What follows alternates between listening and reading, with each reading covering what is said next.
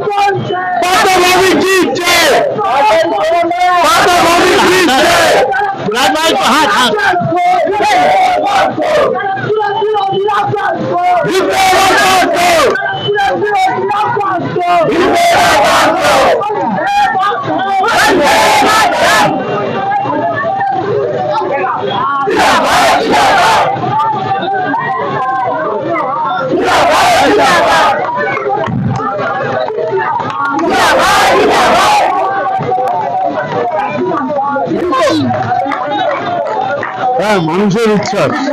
আপনি দেখতে পাচ্ছেন মানুষ চাইছে ব্যারাকপুরের গুন্ডাগর্দি বন্ধ হোক, ব্যারাকপুরে চিরস্থায়ী শান্তি আছে। উন্মাদন হলে মানুষ আপনি যখন দাঁড়িয়েছেন নিশ্চয়ই ব্যারাকপুর নিয়ে আলাদা করে কোনো পরিকল্পনা আছে, কি করতে চান, কি হতে পারতো, কি হলো? অনেক কিছুই হয়নি, হতে পারে। আমি যদি সুযোগ পাই, আমি পয়লা বৈশাখ নববর্ষের দিন বলেছি আমার কিছু স্বপ্ন আছে, আমি বাস্তবায়িত করব। মানুষের চোখে আবেগ, মমতা বন্দ্যোপাধ্যায়ের প্রতি আবেগ, উন্নয়নের আবেগ, পার্থ ভৌমিককে দেখে আবেগ, সংস্কৃতি সম্পন্ন একটা মানুষকে দেখে আবেগ। এই মানে প্রত্যেকটা 100টা মানুষের মধ্যে 90 থেকে 95টা মানুষ একটাই কথা দেখাচ্ছে, দেখছি দেখছি দেখছি। আমি কথা বলি, আমরা কথা বলবো না। সামনে কাউন্সিলররা লক্ষ্মীর ভান্ডার, সামনে কাউন্সিলররা লক্ষ্মীর ভান্ডার দিয়ে এগোচ্ছে। লক্ষ্মীর ভান্ডার কি এবার বড় একটা বাংলার মানুষ দুয়ার ভরে মমতা ব্যানার্জিকে সমর্থন করছে। মহিলারা হ্যাঁ, 100% মহিলা। কেন এই সমর্থন, কেন? মহিলাদের আত্মসম্মান দিয়েছে মমতা ব্যানার্জি। চলো চলো চলো।